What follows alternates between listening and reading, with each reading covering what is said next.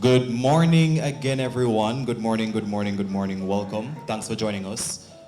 All right, so I realized that we have a few folks in the back. Guys can just, first two rows. We're all dignitaries today. No need to stay in the back. Join us at the front.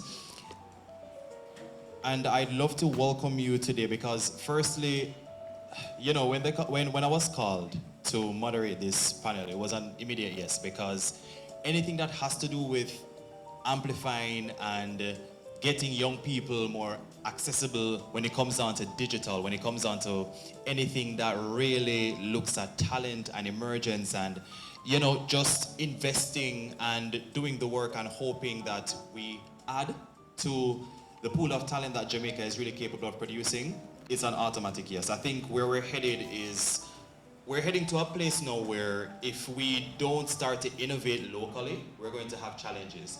I mean, if you're using Twitter right now, that's a clear testament to show that we need more developers coming up with ideas for applications, and whether that's local or whether that's regional, because we don't know what might happen at any time. And when you have initiatives as such, it's really important for us to support them as much as we can, not only from a government standpoint, but private sector, as well as institutions and business places coming together to ensure that it works. So major kudos. Let's start with a big round of applause to the organizing team, because we really have to continue to invest in the country. I know sometimes there's a lot of conversation about, packing up and leaving and all of that, but we could brain drain and all. Sometimes you want to say, boy, I need to take up now and gone, but it don't make no sense, because it's our country, we love it here, and we need to make use of the opportunities when they're here. So kudos to the team for organizing that. But before we get into some more information as to why we're gathered here today, sounds churchy, but it's really to kickstart an important initiative. I just want to welcome some very important people in our midst that have made this possible. We have the resident representative from the Organization of American States, Chanel Van Klagenwevel. I got it? Oh, almost there. Listen, I have an interesting surname, so it's important for me to get everybody's name, all right? We have the CEO for the Trust for the Americas, Linda Edelman. We also have Rodrigo Iriani, Senior Program Manager for Trust of the Americas. The JET Steering Committee Chairman, Colonel Rickman. We have Sidani Blair from the InterAmerican Development Bank. Nadine Matthews Blair from the National Commercial Bank. We also have Yannick Williams from the Ministry of Education and Youth, representing the ministry there. We also have Amiga Breeze McNabb and Heikel Nunes from the Private Sector Organization of Jamaica. Welcome. That's a very interesting and necessary addition, when it comes down to the private sector and getting that there. But, it's when you continue to invest in this manner, not only do you get that symbiotic relationship between participating, obviously, and getting, the necessary support, but when you look at the minds that you're able to mold and the progress that you're able to see and the contribution they add to the bottom line of national development, I think that's something commendable. Now, why we're here today, of course, it is to launch the Unleashing the Potential of Jamaican Youth through Empowerment and Training program. Now, JET use artificial intelligence, which means that is a big deal, getting into technology, to identify employment market needs in Jamaica, the Caribbean, the United Kingdom, and the United States. And this training is now tailored to the current market opportunities to ensure that the participants have the digital skills required to get good entry-level jobs in Jamaican firms and government agencies. The project is an initiative designed by the Trust for the Americas through the Democratizing Innovation in the Americas program, and implemented thanks to financial support from the NCB Foundation, Microsoft, Citi Foundation, and the InterAmerican Development Bank Lab, as well as through the leadership of the Jamaica Chamber of Commerce, the Private Sector Organization of Jamaica, and the Caribbean School of Data, as well as the Ministry of Education. Now, this is the big part, because JEC seeks to train 1,200 young innovators in Kingston and St. Andrew within 3 years in relevant digital and employability skills area and provide 500 with 3 months of relevant work experience. Another big round of applause for the program because that is good. Now, in addition to that, it will offer entrepreneurship opportunities, business mentorship, seed funding, and networking opportunities to Jamaican youth who are successful in the program as well. So it is expected that the many successful participants in the program will be able to fully develop skills necessary to transition into the world of work, capitalizing on a very important thing, which is freelance opportunities, and to also apply innovations to the development of new business. So there's a whole lot happening right now. Of course, though, today we're going to kind of dissect it a little and get a better understanding of as to what it is, but 1,200 people getting this training, going into the workforce, that is a lot, especially in an industry that's booming right now, so can't be at a more appropriate time. But I'm not talking a lot, and I'm going to invite Colonel Martin Rickman, Chairman of the JET Steering Committee, to bring some greetings and give you a little bit more in terms of what's really happening. So let's welcome Colonel Rickman.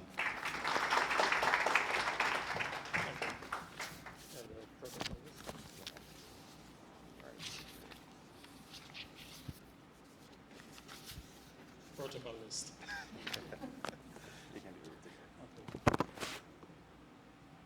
All right, good morning all. Although I asked for the protocol list, I just wanted to confirm a couple of faces, and I don't want to necessarily go through all of the names, but to acknowledge Linda and Janelle, and the team sat in the front here, Nadine Matthews-Blair. I also see in the audience here a couple of other persons that I'd like to be added to this list. Mr. Marlon Johnson from the Heart NSTA Trust and the team from Heart NSTA, which I think are very, very critical, and I thank them for making the effort to be here today. Mr. Singleton, we just met. I know you're working with the team here from the Ministry of Education, so thank you for joining. We had some interactions before. I think it is crucial for programs such as this to be associated with other things that are happening in the country. And so it is important for us to, not just for the sake of acknowledging, but for the sake of then moving forward together. And that's the important thing. So I was asked just over a year ago now, I think, to chair this committee. I had agreed that I would be a part of the committee, not realizing that not only would I be a part of it, but to chair it. But I must say that because of how the committee is structured and because of how the JET itself is structured, the team that is running it makes it very, very easy for me as chair and us, the members of the committee. So I want to put a round of applause together for Nakita West, doing a tremendous job. I'd met her some years ago when I had started on the HOPE program, and she was then transitioning, I think, from National Youth Service, and she moved on, and so on. I also want to acknowledge Mrs. Thalia Lynn. I know you don't like when I do that. but thank you for being here as well, Thalia. I just started speaking, so it's okay. It caught just in time. But since this 1 year and plus have passed, I'm always so impressed with how much is accomplished, okay? And especially in the development of the AI to do the market research, which I know Heart does quite a lot of as well. And I think there are some synergies as well as with IMEGA and the PSOJ team here, because there's so much more that we're now adding to the body of knowledge out there in terms of the demands of the workplace for especially digital skills in this case. And you'll see some of that in the video to come later on. The linkages that have been put in place are also crucial. So we have the PSOJ, the Ministry of Education, Youth and Information, the University of the West Indies, HART, and Fujitsu, who's a program that we're particularly proud of because of where it has started and where we want it to go, because that's a very important one. And I'll allow that to come out later on. In other words, we have started to find, by finding out what are the current trends, especially with the digital skills and digital demands out there, especially with the youth, that it puts us in a better position. And by us, I mean not just the JET project, but all of us in a better position to meet those demands by helping to train the youth for those demanding areas. And it's not just in the digital sphere. It really is in all of the industries out there that require all of the skill areas and so on that now requires these digital skills, from the foundation skills going right up the line into all of the different areas. Digital technology is the fastest growing. That's without a shadow of a doubt. And it is the fastest growing of any skill area in any industry whatsoever. And I don't even think that we here can really fathom what it actually will become maybe in a very short time. We using our technologies, and some of us try to keep up, but really and truly it's a lot out there to take in. It's the youngsters, our children, who are going to be leading this later on.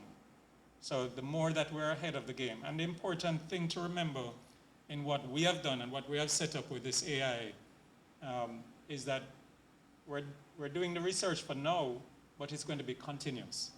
We're always going to be updating and looking at all of the new trends that are emerging in this area.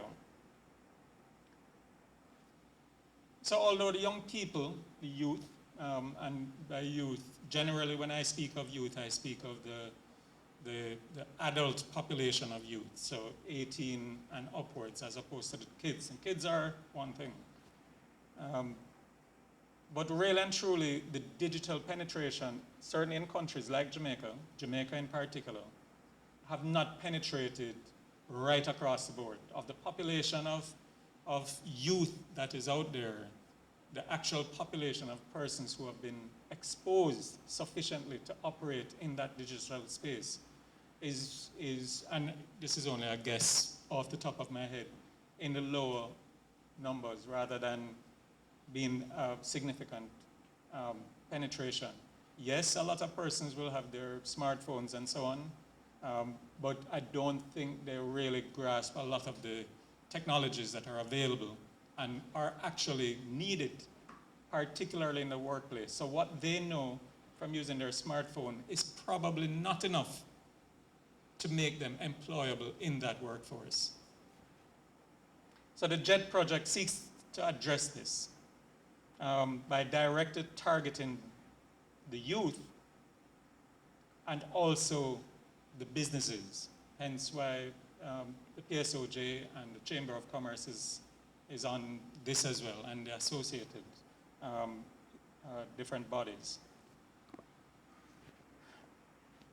I want to acknowledge the work of other programs out there, because sometimes we like to think that we're doing all of this and so on, but really and truly, there is quite a lot more that is also happening.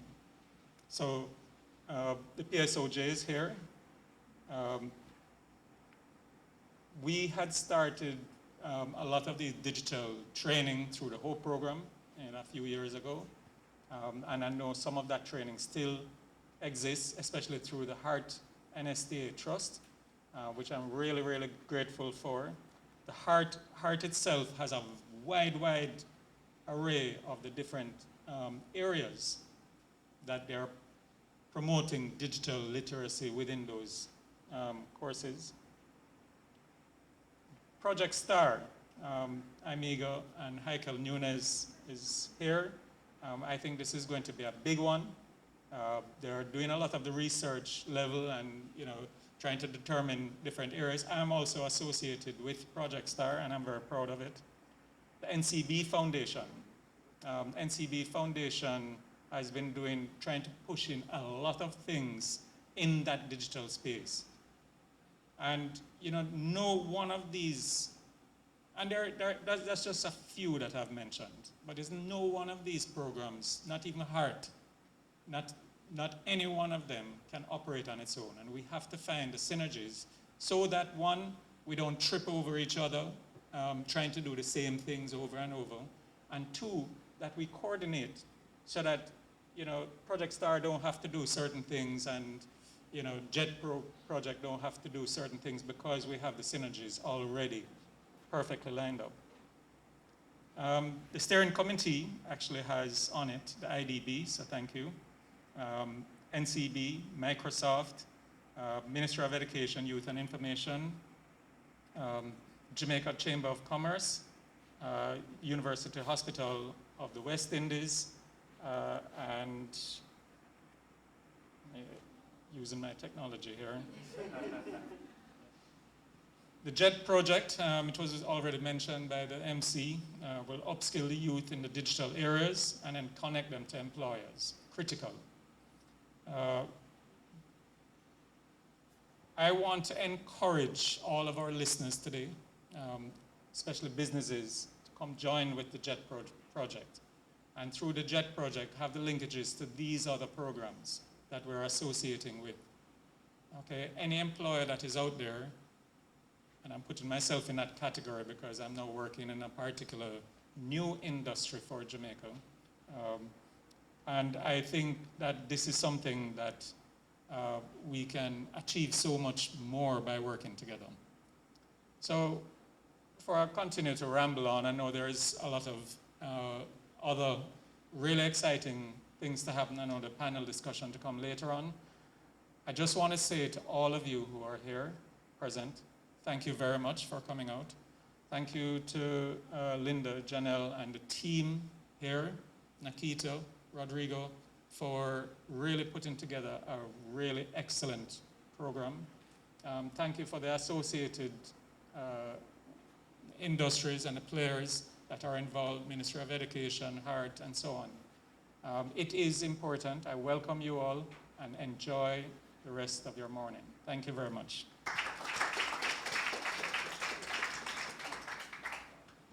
Thank you so much, Colonel Rickman. And some key point a very key point I just mentioned was about emerging technologies and how young people can look beyond just having the devices and not knowing exactly what to do with it. And I'm going to do a room check. Let me see the hands of everybody in here who have a TikTok account. Oh, wow, whoa, wow, okay, wow, okay, wonderful. Let me see the hands of everybody who still use Facebook. All right, interesting. Any Instagram fan inside here? Not a fan of Instagram? Oh, okay. As a fan, because it's that part, you only have to be a fan to still be there, because there's an algorithm change every day with Instagram. And most importantly, do we have any Twitter users inside the room? Wow, I was about to, I want to know what the temperature was like with that one. But I mentioned that, and I'm happy that you brought it up, because I think sometimes we have this mindset that your phone or just being present on social media just ends there. Just being in dialogue with your classmates or your friends, and that's really as far as the conversation goes. But when you look at employment, no. Some of the social media managers, some of us don't even use a computer. We just have our phone, and we have every single thing embedded in that phone, from editing software to planner to schedules, Canva, and all those other design tools that we use. And if we can make digital not only accessible, but also very attractive to younger people, and understand that they can be doing exactly what they're doing now, it's just that there's an earning potential. If it's structured, then we can definitely see a lot coming in. We're seeing a boom right now in travel bloggers and vloggers. We have the comedians, and they're using these technologies as a means of monetizing Some of them doing it well, some of them need some work, and I have conversations with them all the time. There's also further conversations along the lines of how you can network beyond the shores of Jamaica as well, because that's what the internet does. It connects us. I have friends down in South Africa, Australia, and we're joining together sometimes to have events. So I'm sure by providing this opportunity to really explain and get into how digital is really supercharging the future, then we'll definitely see a lot of results coming in from that end. At this time, we have a really important panel discussion that we're about to have to get some more information in terms of the program itself, and as well as with our partners, because without our partners, we definitely will not be able to execute on this. So we will have, I'll take a break, but not a long one, because we are heading into not only unearthing why the partners decided to do this, but seeing the direction in which we're heading. And this will be facilitated by the CEO of the Trust for the Americas, Linda Edelman. Now, before Linda joins us here, I just want to give you a quick background. So Linda is Chief Executive Officer of the Trust for the Americas, and under her leadership, the Trust expanded operations to 24 countries and created alliances with over 1,000 organizations in Latin America and the Caribbean. So you're working. You're doing a fantastic job with that. And from 2009 to 2010, Ms. Edelman also served as Senior Advisor for the Secretary General of the Organization of American States. And she brings expertise in public-private partnerships, technology for development, competitiveness, and economic opportunities. She is also the recipient of the Medal of Honor of Distinguished Service from the Ministry of Defense of Colombia, is a member of the Council of Foreign Relations, and was recognized by the Washingtonian magazine as one of the 100 people to watch. A White House Fellow, Ms. Edelman previously served as Deputy Assistant Secretary for Regional Economic Affairs at the Western Hemisphere Bureau of the U.S. Department of State, Special Negotiator at the U.S. Department of State, Senior Trade Policy Advisor at the U.S. Department of Treasury, and a Special Assistant to the U.S. Trade Representative. She graduated with honors from the University of Virginia and holds a JD from Stanford Law School, where she served on the Law Review. She was also a Fulbright Scholar in Barcelona, Spain, and she has practiced law in Madrid, New York, Washington, D.C. She's also fluent in English and Spanish. Hola. Thank you so much. You can join us on the panel now before. Come on, a big round of applause for Linda. That right there is a really wonderful bio, you know? My mother would be so happy. She would be so happy. I mean, come on. No problem. All right, we also have Sudani Blair, who will be joining us on the panel as well. And from here, we have Sudani being a representative from the InterAmerican Development Bank, where she's the operations associate. She is a certified project management professional with over 10 years experience in managing and executing projects. She has worked both within the public and private sectors in Jamaica, and believes that one of the major ways to sustainably grow the economy is through maximizing our resources in a way that makes life better for future generations. She loves to learn and is excited about technology, and she believes the IDB's dynamic nature is the perfect environment for her to grow and shine while working with new people and different environments. She has been working with the IDB since 2012 and has been focused on operations in the social protection and health, water and sanitization, fiscal administration, and energy sectors. She's currently the Innovation OA in Jamaica and has been the office champion for bank-wide initiatives such as Convergence and Salesforce applications. Let's welcome Sudani to the panel as well.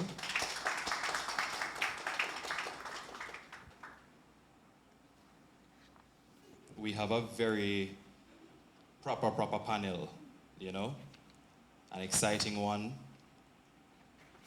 And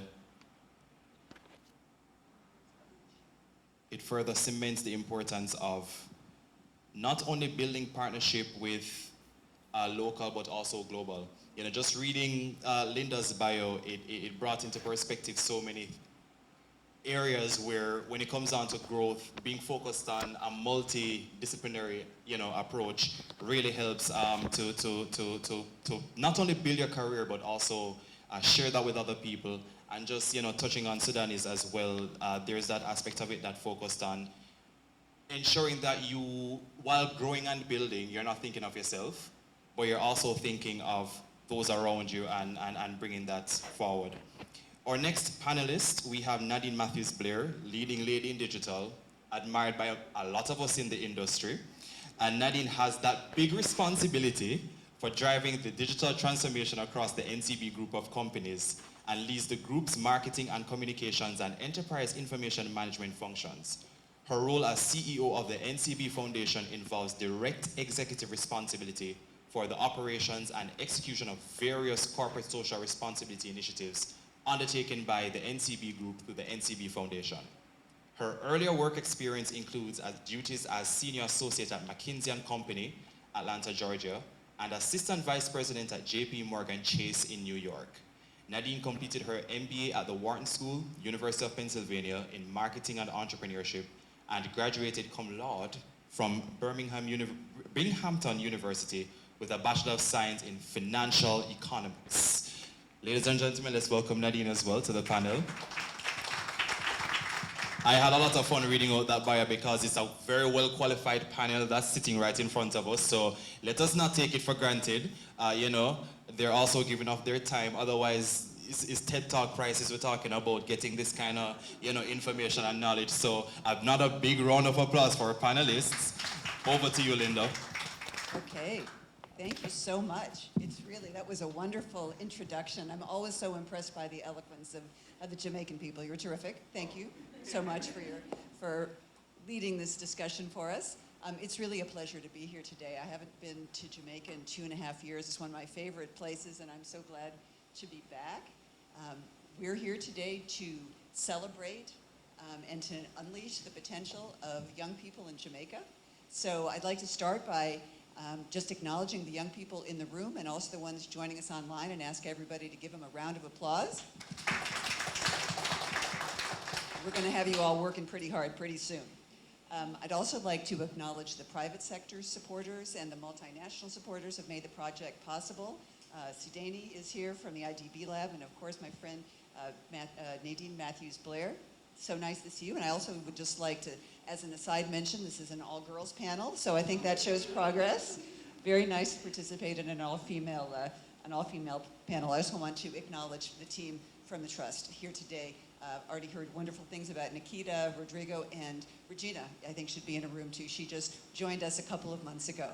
So we had this wonderful description of the JET project a couple of minutes ago. I'd like to just take a minute, if you'd like me to let me do that, to give you a little bit of a commercial, tell you a little bit about our organization, the Trust for the Americas, and the program on which the JET program is based, which is the Democratizing Innovation Americas initiative that we heard a little bit about. Our organization, the Trust for the Americas, is an affiliate of the Organization of American States, and we're so pleased to have the director of the OAS office in Jamaica here with us, Janelle. I'm not going to pronounce your last name, but Janelle, it's really great to have you here.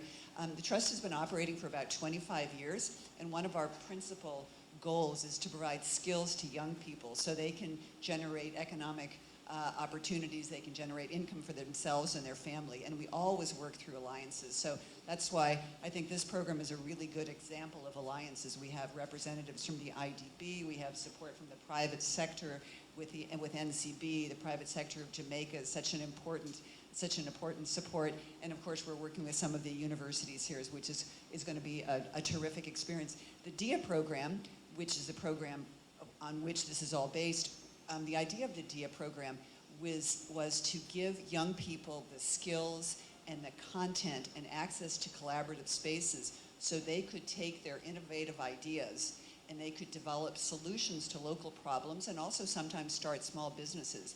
And that's what we've managed to do. We're really proud of the fact that Jamaica is the only country where we have 2 labs. We have the ICON Lab with NCB Foundation, and of course we also have the Urban Lab with Citi, but we also recently expanded to Trinidad and Tobago. We're in the Dominican Republic. I think we're also in Belize, Colombia, and Mexico. So through these programs, I think we've impacted close to 5,000 young people. So we're very excited about that.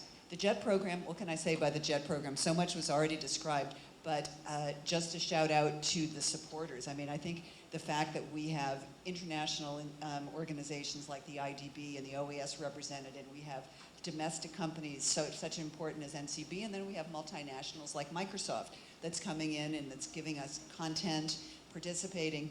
So this is going to be a really special opportunity. And as was said before, about 1,200 young people are going to benefit from this program, and we're going to get you jobs in some really interesting areas. You're going to be getting skills not just for the jobs of today, but for the jobs that are going to be existing tomorrow, and that's a big deal because we've seen that jobs are disappearing. In the United States, for example, the truck drivers, they're saying they're going to be self-driving cars in the next few years, and truck drivers, that won't be a job anymore. So the skills you're getting are going to be for those jobs that are going to hang around. So with that, I'd like to turn to a discussion with our wonderful panelists. And we wanted to do something a little bit different this time. So we're going to basically have some questions for our panelists, and then if we have time, maybe take a question or two from the audience. So Sidani, you're sitting closest to me. So I would like to begin by asking you, as the representative of the IDB Lab here in Jamaica, I imagine that you see lots and lots of proposals come across your desk. And we're very grateful that you, representing the IDB Lab, decided to support the program. And we'd like to know a little bit about what was it about the JET program that caught your eye, and why did you decide to invest? Thank you so much, Linda, and good morning, everyone. One of the things that we recognize as the IDB Lab is that a lot of the work that we do is focused quite a bit on the founders. A lot of it is focused a lot on the entrepreneurs. But there is still that gap between those persons who would have these wonderful ideas about things that they want to do, about new ways of solving some of the issues that we have as an economy, some of the issues that we're experiencing as a Caribbean region, which is a little bit different from how Latin America sees the world and how the North America sees the world. But they don't necessarily have access. They don't necessarily have the tools that will take them from just the idea stage to a stage where they can actually implement these wonderful ideas that they have. What we also noted was that along with the ideas that they have, they don't necessarily understand how to market these ideas into something that they could actually make money from. And when we started having the conversation with the Trust for the Americas under this project, we realized that it was a wonderful opportunity to try to bring the gap a little bit smaller, to ensure that these people who we're working with, particularly the young people, have a route that is actually easier for them to get to a stage where they can actually develop their ideas, find meaningful employment, whether it's with an entity within the public or private sector, or on their own. And so we thought that it was a wonderful opportunity to work with Trust for the Americas to develop something that would actually work for our young people. Now, it was already said that quite a bit of the work that we're done, Joel had mentioned it a little bit earlier in terms of those young people who are focused a lot on social media. I'm not on social media. I'm still a young person, but I'm not on social media. But there is so much that I have learned from those young people who are on social media. I've seen some people actually grow their businesses from just an idea, from nothing, from within the country, from some small rural areas who access the internet in a box, and they were able to grow their businesses to something that is international now. And the wonderful thing about this relationship that IDB Lab has with the Trust for the Americas is that it doesn't have to be a one-off situation. So although the focus of this project really is on these 1,200 youth, the truth of the matter is it won't just be these 1,200, because once you learn and you learn and you learn, there are so many other people within your network that you are going to impact. And so we might have 1,200 direct youth, and it might end up being 10,000. And that is the reason why IDB Lab partnered with you, so that we can impact those people. Thank you so much. That was a terrific intervention. Still working here. But you made an interesting point about social media, and one of the things that we've seen in a lot of our programs is that young people in particular like to use technology, but sometimes they limit themselves to going on Facebook or TikTok or Instagram or whatever, and we found that really appropriation of technology and learning how to use a computer and how it can be transferred into the workforce makes a difference. I'll just, not to put you on the spot, but if you could think about maybe an example. You said that you've seen young people maybe take some of these training in the past and take it into a business. Is there a favorite story you might want to share? Or? Most definitely, yes. So I love to exercise. I love anything that would move my body, right? And I visited a dance class. I liked it, but I didn't love it. And I have a little cousin, she's at second year in university right now, and she was doing a dance class online, and I loved it. And I said, wow, where is this? And it turns out that it was a group that was actually in Sweden, that they were doing some local, as in local Jamaican dances. There were some local dancers from Jamaica who had actually gone to Sweden, who had danced with them, and then they developed a group in Sweden, and then they are offering these classes worldwide. And so I was able to participate in her class. It was very cheap. It was about $2 US. But when you consider the number of people who would have accessed that dance class, they made so much money. And I thought that that was something that was so innovative. They used something that was their passion on a platform that is readily available, it's accessible, and it is free. Right? And then they were able to charge, and it was a very nominal amount, but they're able to make enough money so that they can take care of themselves and their family. So although it is not a local example, that is one of them that I actually love. There's another example. I actually visited a location in Clarendon in Jamaica. It's one of our parishes. It's close to here. And there was a young boy. He was about 12 or 13, and he had some birds at home. We were having a discussion about why he should not keep birds in captivity. But what he did was that he, along with some of the other persons in his class, he was, I think, in grade 6. He was in grade 6, right? And they were doing school online, and he was explaining to the children what the importance of taking care of pets in terms of what they will actually learn, not just being independent. They would have to manage another life, etc.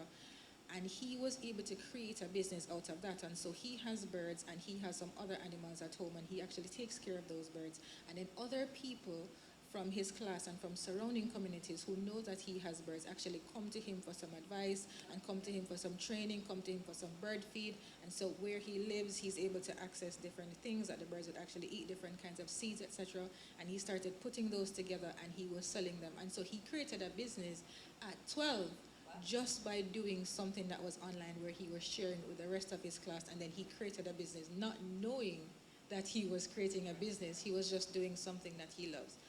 And for me, I think that can actually have a much greater impact. Right now it's fine, he's 12, but it can have a much greater impact if he actually has all of the digital tools at his disposal, right? Where he can meet with other people, he could expand on what he's offering. It doesn't just have to be seeds for the birds, it doesn't just have to be feed for goats, etc. It could actually be so much more than that. He could partner with a vet, for instance, and then offer much more services. But the truth is that he just does not know. He doesn't know his true potential. And just tying it back to the project, I think that that's one of the things that we're most excited about, actually. A lot of people, especially the young people, you have these wonderful ideas, and I love you guys for having these ideas, because I don't have them, but I love your ideas. But then this project actually helps you to tap into that potential. So you're just seeing the tip of the iceberg, and they see the entire mountain. And when they're able to move with you to move that mountain, then we could actually see exponential growth in Jamaica. And I'm very, very excited. Thank you. Those are some really inspirational stories. Thank you for sharing those with you. And now I'd like to turn to my colleague, Nadine Matthews-Blair from the NCB Foundation. Nadine and I have worked together for a while. I remember when we started talking about the ICON Lab, and we got that project off the ground, and we were trying to do it during COVID, and how challenging that was. And we're so grateful for your support and patience and guidance in making that project a success. And now ICON Lab is being folded into the JET program, and I know we're going to be achieving a lot together. Also, a shout out to one of my board members, Michael Lee Chin, who is the chairman of the NCB Investment Group. So he was the one who actually pushed us at the Trust to get into Jamaica, and because of his leadership, we started working here in 2016. So Nadine, I would like to also ask you the same question. I know that at the foundation, so many opportunities come across your desk, and hearing your bio with your experience at McKinsey and Wharton and all this, a lot about ventures that are probably going to be successful, and some that aren't going to be, not likely to be. So maybe you can share with us your thoughts. Sure. Good morning, everyone. I also wanted to give a shout out to Jamelia Crooks-Brown, who is our program manager at the NCB Foundation, and has really driven the programs that you hear about and you see about in the paper and hear about from the beneficiaries themselves. So I wanted to give that shout out. I'll start by giving a bit of history of the NCB Foundation, because the NCB as an entity has always been doing philanthropy, but when we formalized the NCB Foundation as a charity, the primary thrust has been since inception education. And for those of you who know NCB Financial Group's chairman's story, Michael Lee Chin, he's very passionate about education. He was recently inducted into the PSOJ Hall of Fame, and a big part of his story is getting that opportunity as a son to an orphan from very humble beginnings, from the Prime Minister taking a chance and giving him a scholarship. And recognizing that his ability to fly is not just based on what he has put in, but because of opportunities like that on the shoulders on who he stands. So because of that, education has always been core to the NCB Foundation. And so our major signature programs included the CSEC bursary, where we supported 2 subjects for Jamaican students so that they could combine that with the 4 subjects provided by the ministry to have an opportunity to go on to tertiary studies. And then we also have had our scholarships and grants program. And beginning in about 2015, 2016, we recognized that the numbers were not moving in terms of the percentage of Jamaicans who had the opportunity to pursue a tertiary level education. So that number, I believe, is still south of 15%. And we came to kind of a strategic crossroads, because going on to pursue your tertiary level studies is not broadly accessible for a number of reasons. We have some challenges at the secondary level, and funding that for the average Jamaican is not possible. But we firmly believe that tertiary education or not, our fellow citizens needed an opportunity to develop skills, be in a position to earn, to be in a position to support their families, and to give back to the country. And there's no shortage of brilliance in Jamaica. Let me just leave that there. The majority of what's missing is opportunity. So at that time, we started on this journey to help Jamaicans who did not have the tertiary opportunity to get access to skills. Because at the end of the day, and I should have said this at the beginning, our fundamental philosophy is, in order to build a better Jamaica, you have to build its people. You can't build artifacts. Not that those things are not important. Roads are important, hospitals are important, but it's really the people that have to be empowered, that have to be educated in order to take the nation forward. So we set out on this journey to empower a greater cross-section than the 15%. We have to democratize education. We have to democratize access. And so we started with our ICON program. So fast forward to today and getting involved with this program, JET is what all of this is about. There's education, but there's education around skills that are in demand and really put young people in a position to earn, sometimes in as little as a month, because they find out, boy, all I have to do is put my business as a start onto social media, maybe sign up for a WhatsApp business account.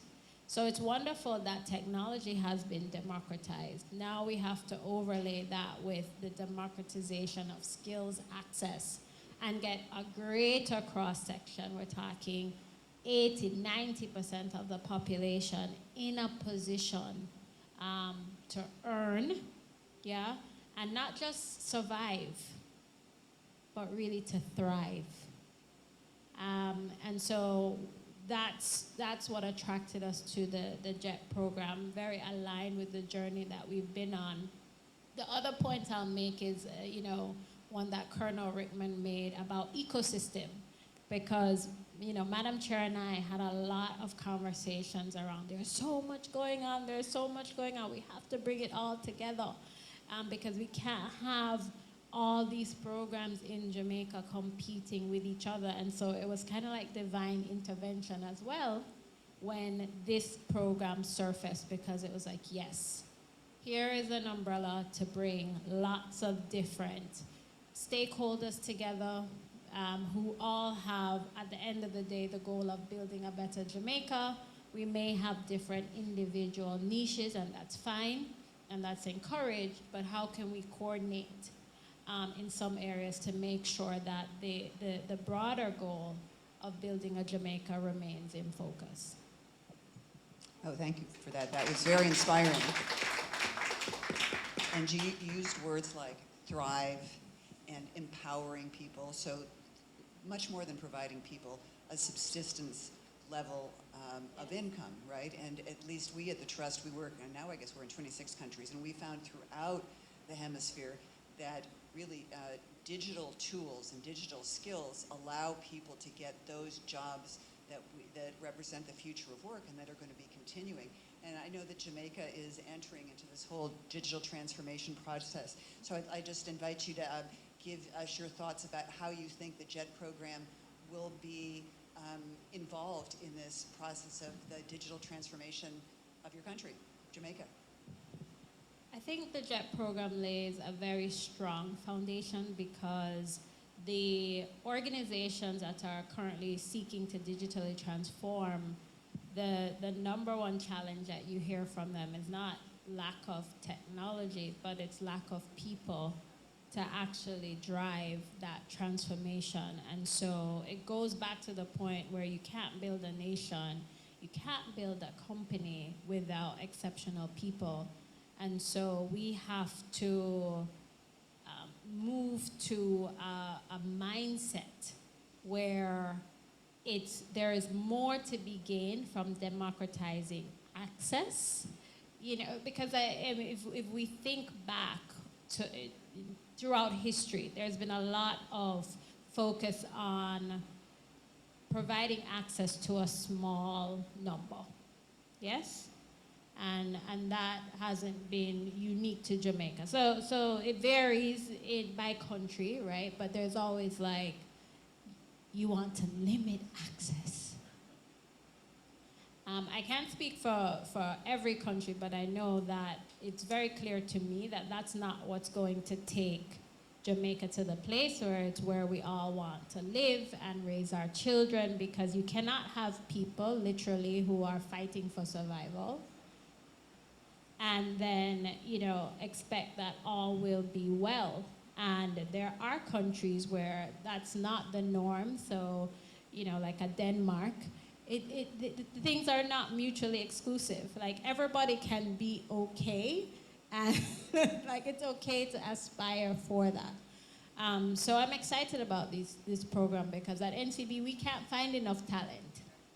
And we have a director on the NCB Foundation. He's the CEO of Link, Vernon James, and what we need is talent. So we're super excited about this as a talent pool.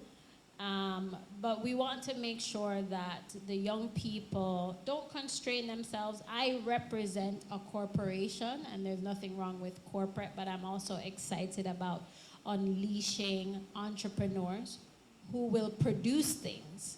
So a part of our aspiration is around producing digital producers. And we make that distinction because you can learn how to use the things and not be able to make something.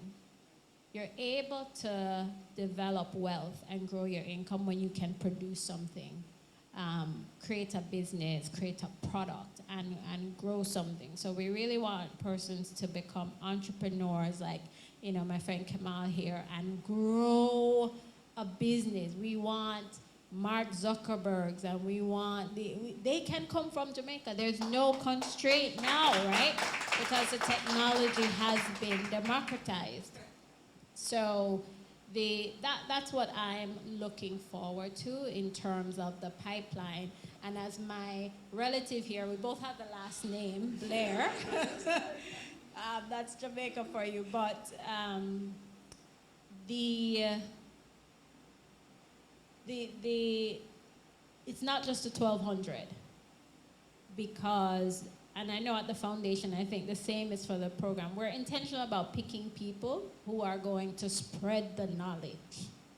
And so by that definition, we're actually talking about multiples of that. And so that is very exciting. Yeah, thank you. Really important, and that this is the idea that this is in a sense, it's a pilot. We're hoping that it's going to grow and expand and move to other countries. And one of the interesting things about the AI mapping that's being done is that the opportunities are being found not only in Jamaica, but in the UK and the United States, because with computers and with working hybrid, there are opportunities all over, and the sky's the limit. We could go on for a long time, but Nikita's starting to give me the look. So I think that we probably need to cut our panel short. We have these ladies here who are going to be with us, I think, during the break, and maybe they could approach you and ask questions. And also I wanted to acknowledge, I know there's at least one person from our DIA program who introduced himself. You want to stand up for a second here? This is an example, a success story from the DIA program. And maybe at the break, he can also share some of his insights about how the program works and how it's impacted your life, because in the end, it's all about impacting one person's life. But what we ask from you is to reach out to other people and pay it forward, right? And help other people make a difference too. So thank you, ladies, for participating in that really interesting panel. And I will now turn the mic over to my new friend. Yes, here we go.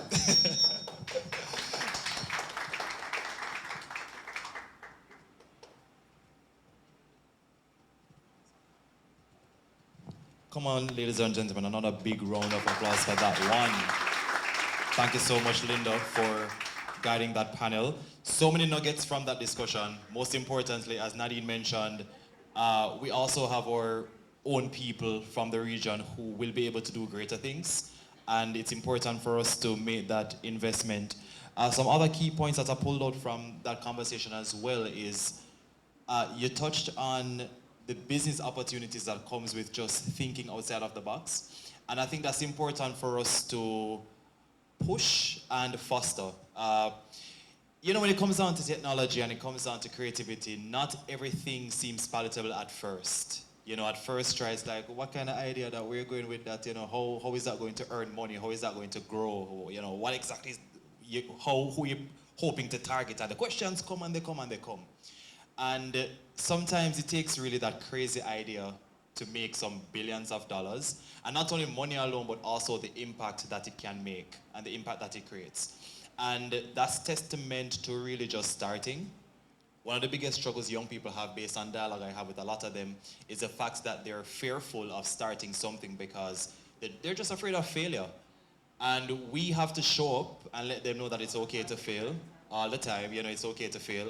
I have this project that I started out of my love for the marketing and creative industry, and I've been sitting on the idea for 2 years, and earlier this year I'm like, okay, so what exactly are you waiting on? People come to you all the time. Joel, can I get advice on going into an interview? I have a social media interview tomorrow, and I realized that I have like 100% success rate with helping them. And I'm like, but put this out so other people can actually benefit.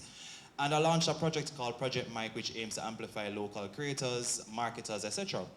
And ever since I did that, I realized how important it was to have conversations from a Jamaican perspective when it comes down to the industry, and also to facilitate other people who are here to have conversation with the young folks.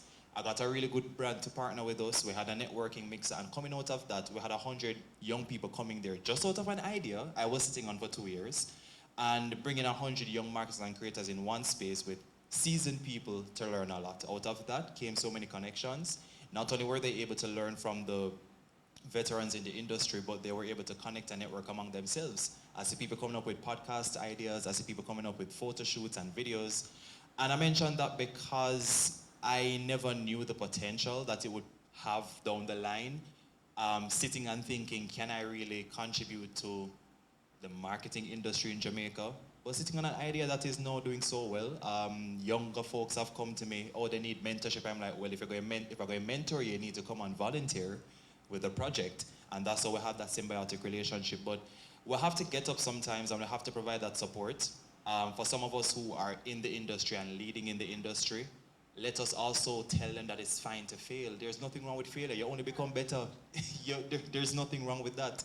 And if we don't share the stories and help to create that transparent kind of approach, then we're not going to find the future billionaires in the country, and we're not going to find the future change makers. So we also have a responsibility as those who are leading in the industry to facilitate those conversations, and also don't look down on any idea that might come up because we just don't know the potential from that. So I just want to share a little piece of sermon as well following the panel. We're getting an exclusive right now. I'm going to invite Nakita West, the JET project coordinator, for a project overview, and that will be followed by the launch of the JET project video, but there's also a Skills in Jamaica video that Nakita is going to talk about. And we need a big round of applause for Nakita because she has been so integral in putting this program together. So, Nakita.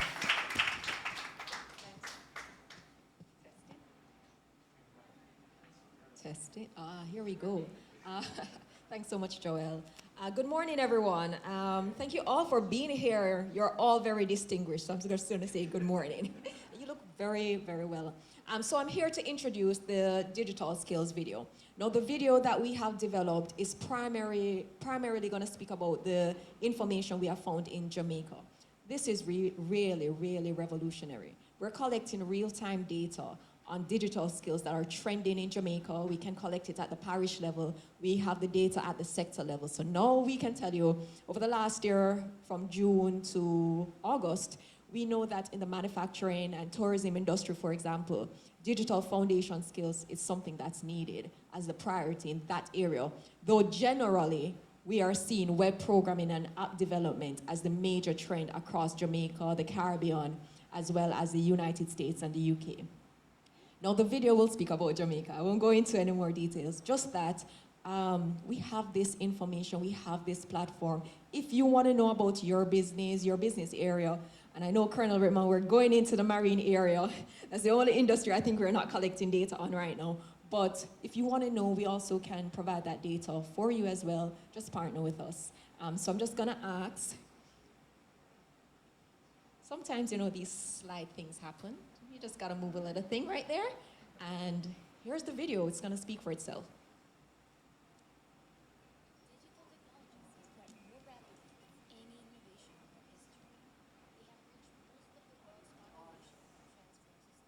So no worries, we have technical difficulties all the time. It is technology, and that is why we're doing this, skills training here in digital skills, so that we have less of these blunders. Yeah, my daughter's in grade 6, she's 11, so that's my PEP. I know when PEP's gonna happen.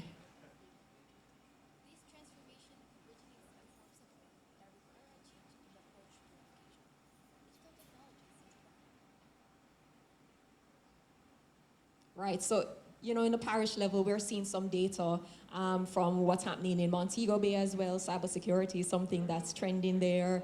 Some other information regarding, a lot of things are happening in Jamaica as it relates to digital skills. I want to tell you a little bit about Citi Beats, the company that we partnered with to help to develop this platform. They exist out of Barcelona, and they are helping us to collect this data at this level. Here we go.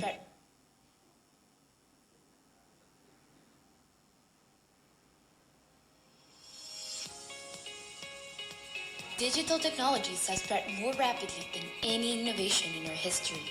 They have reached most of the world's population and transformed societies. However, those yet to be connected remain out of the benefits of this new era, generating a mismatch between the digital skills of youth and those demanded by the labor market.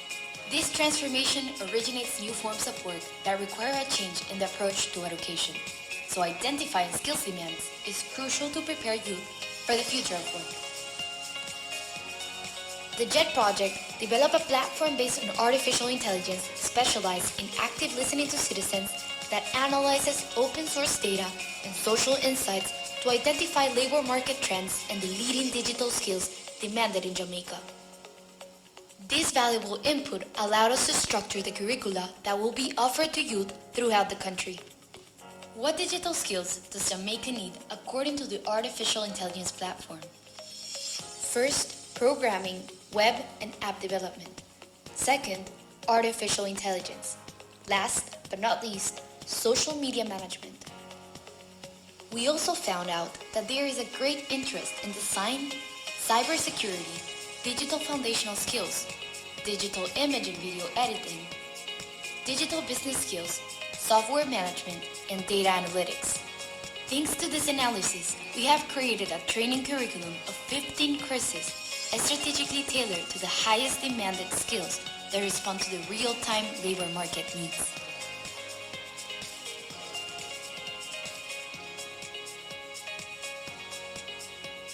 The JET project will reskill and upskill youth and later connect them with jobs and local freelancing opportunities or support them in developing entrepreneurial ventures. We will continue to use our employment and skills monitor to identify trends, social insights, and leading indicators. You are now aware of what is to come, so don't miss this opportunity to join the JET project and prepare for the future of work. The present is digital. Let's catch up.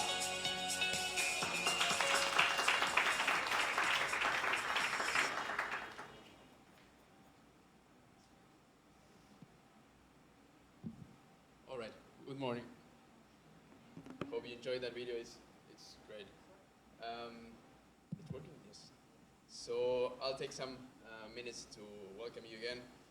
Thank you for joining us. I'm really happy for being able to see some familiar faces again and meeting some of you in person after long meetings virtually.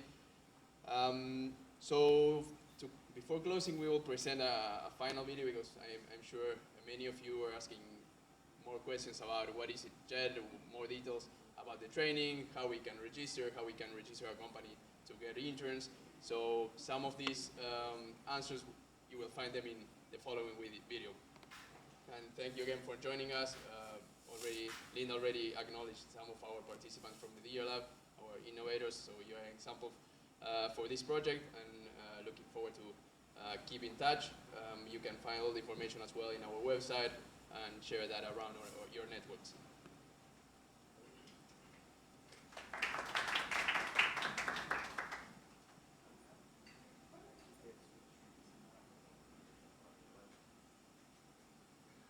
Through empowerment.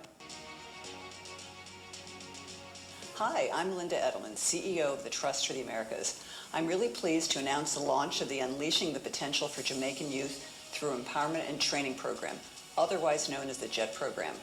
Through innovative techniques, the JET program will identify Jamaican employers' needs so that we at the Trust can tailor our training programs to ensure that the participants have the digital skills they need to get good entry-level jobs. We expect that within the next 3 years, we'll have trained at least 1,200 young people. We also expect to help 500 of them get jobs, or will have the support they need to strengthen their existing businesses or to launch new ones. Are you a young person between the ages 17 to 35 years old? Are you a company who's transforming your business digitally and would like the support of an intern? We invite you to join the innovation movement in Jamaica. This project will provide youth with specialized training in digital skills starting in Kingston and St. Andrew in September 2022. Our goal is to train youth within 3 years in relevant digital skills and employability skills areas. Provide them with 3 months of relevant work experience. Offer entrepreneurship opportunities, business mentorship, seed funding, and networking opportunities.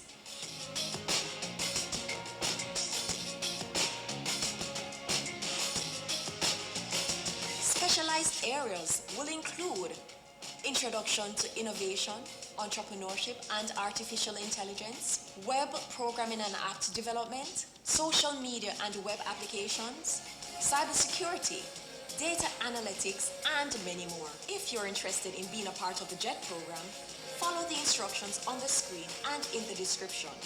Be part of a regional innovation network and join the JET program today. Let's empower our youth and transform Jamaica.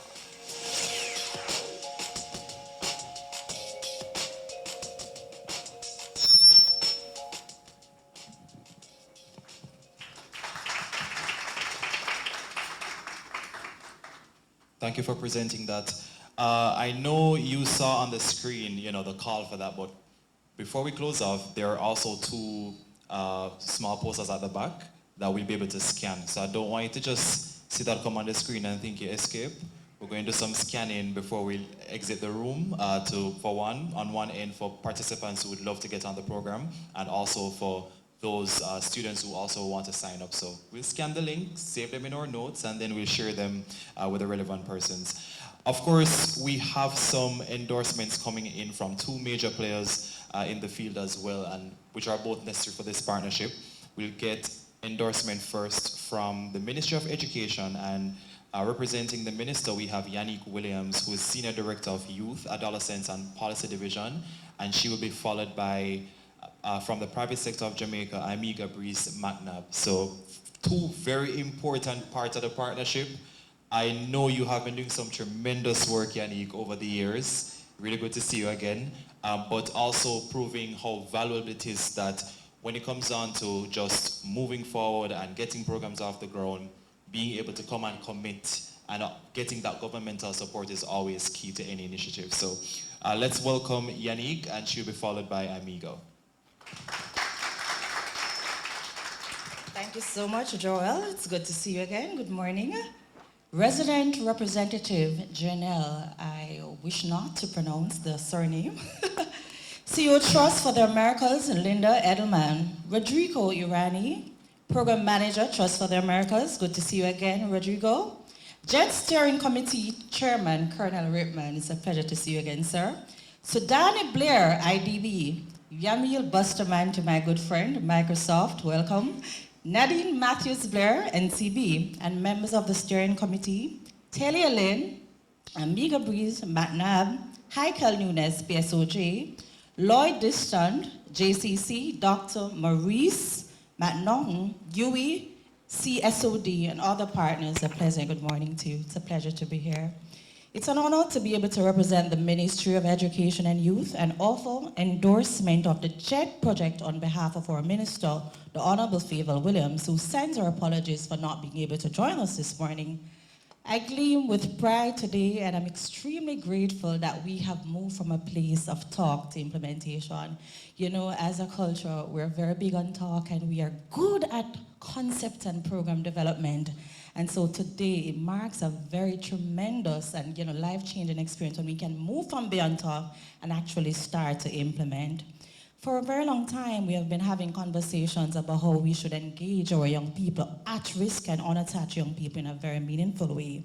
And so today, I'm pleased that we have collaborated to ensure that it's just not another fancy concept for optics, but it has been conceptualized, informed by real data, and is being implemented and monitored by technocrats in their respective fields. I'm proud that we at the Ministry of Education, through the Youth and Adolescents Policy Division, get to be a direct beneficiary of this initiative. We're already in discussions to see how we could implement JET through our Youth Innovation Centers. And so we seek to partner to strengthen training and upskilling our young people right across Jamaica. Currently, the Youth and Adolescents Policy Division operates 11 youth centers island-wide. And so the mandate of the Youth and Adolescents Policy Division through the Ministry of Education is really to engage and reduce the number of at-risk and unattached young persons. And if I'm allowed to be candid, for a very long while we have been doing satisfactory, very, very good in terms of developing them for leadership and empowerment. But there is a demographic of young people that we're yet to tap in, and those are young persons island-wide who have access to the spaces, but want to want to ensure that we engage them in a meaningful way by tapping into the creativity. When I look in Westmoreland, for example, we have a set of young persons there. They're calling for training in coding. In Montego Bay, we have a lot of young persons there in the space. They want to go into digital marketing and media in a real meaningful way. And so we have the spaces. And so we want to ensure that we properly resource those spaces so we can meaningfully engage young persons. We have, where we don't have youth innovation centers, we have youth access points for young people. And so we have about 25 officers on the ground. And so we endorse this initiative. We're open, and we can't wait to have the second component where we definitely can spread our wings. I know for the initial launch we're doing Kingston and St. Andrew, right? And so we're open, our doors are open, literally our YSCs are available, and we're already in discussions with NACI to see how we can expand that and really impact a number of young persons who really need to get into global transformation, marketing, and also to get them properly attached to the meaningful systems. So thank you so much, and I'm very happy to be a part of this initiative.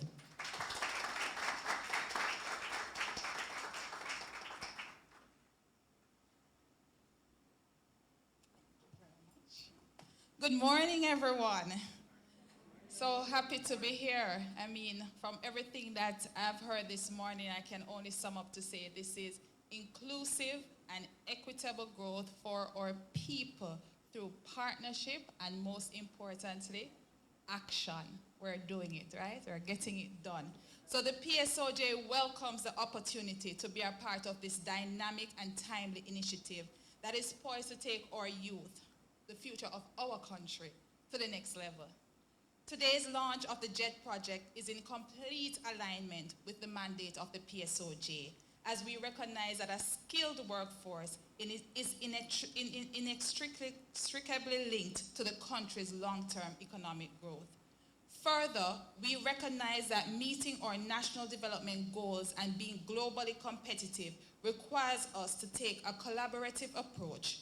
So we appreciate the opportunity to be a strategic partner in this targeted initiative addressing the digital skill labor market. We recognize that digital skills are key enablers for each country's digital transformation process. Both local and international studies have pointed to the vast investment needed locally in digital skills training to bolster growth across all sectors in Jamaica.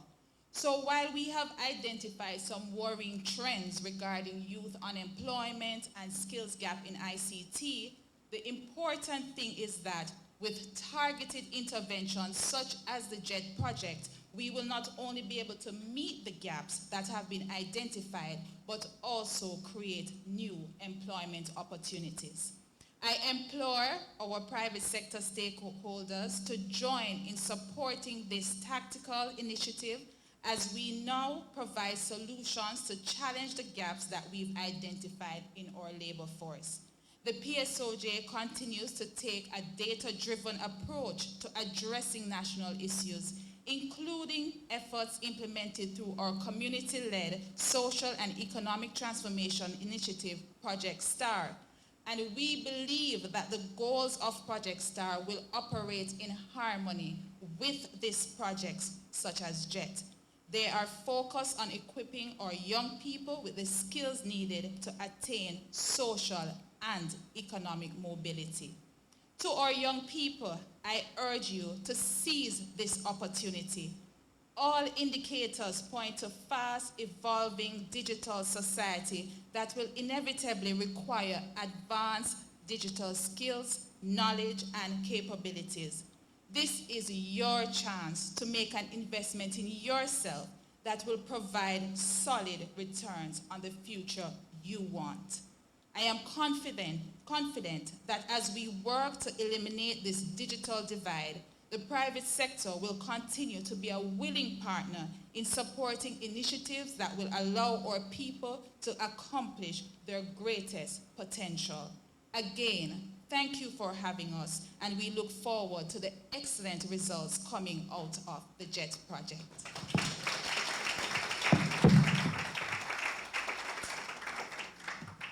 Thank you so much, Amiga and Yannick. Thank you so much. And unfortunately, we've come to the end of our program. There's so much more we could have discussed and gotten into. But it was a tremendous one, launching the program and also sharing the relevant information. Linda, thank you so much for steering that powerful all-woman panel. It was really, really good. We got some solid information out of that. Nadine and Sidani, thank you so much as well for lending your time as a part of this initiative. Most importantly, Nakita, Regina, you guys were so amazing putting this together and just, getting the flow of things and also entrusting me to be the moderator for today. I think it's a really good program, and I'm so excited as well to lend my support with my online community. I have a lot of young marketers, creators who are looking for opportunities, and I think it's important to connect them here. I'm going to scan and share on my Twitter right after. Twitter? I mean, it's still a good spot to kind of get information out, but I'll definitely play my part to get some support in. I think once we should also see how best we can share this with those who we know as well, or friends and colleagues who manage different companies across the country.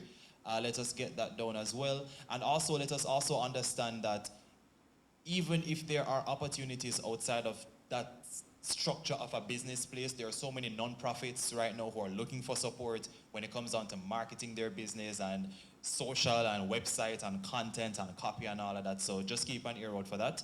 But most importantly, spread the message. We all got the exclusive by being here today and getting the information, ready and waiting.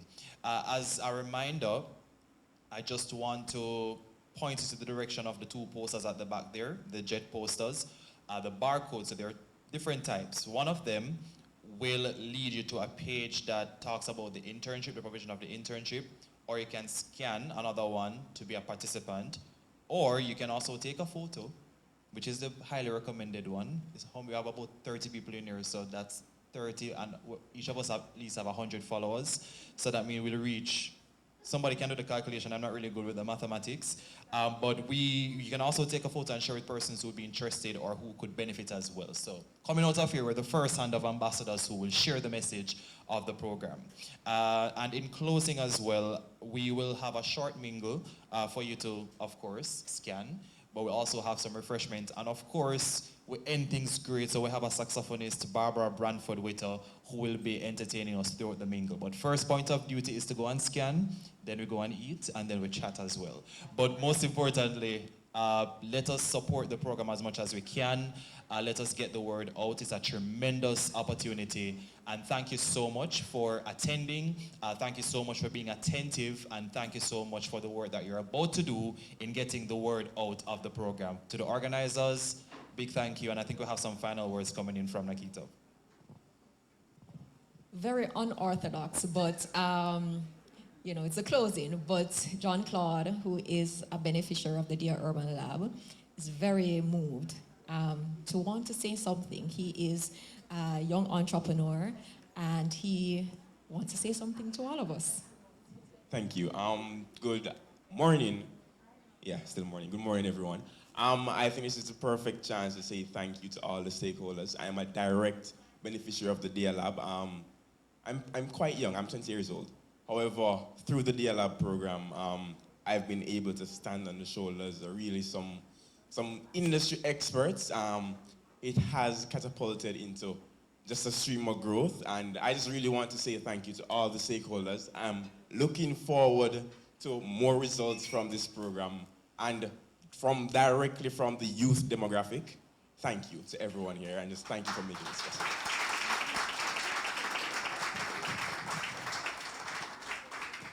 Perfect way to end the morning. I don't know if we reach afternoon as yet. Big up yourself, continue to inspire and also get the next generation to do the same thing. You're never too young, trust me. We're all geniuses, from 17, 16, 15, 14, 13 coming up. But big congratulations, keep up the good work. Again, to the organizers, thank you so much. Again, we have homework. We're going to scan, and when you scan, you copy, and paste it in your notes, and then you're going to share it with your community online. So thanks again to everybody for attending. I don't want to say, we're dismissed because we're going to network and talk among each other right now, but thank you so much. And Madam Saxophonist, we're ready for the entertainment. And before we close, a big round of applause again for the organizers, please. Thank you so much.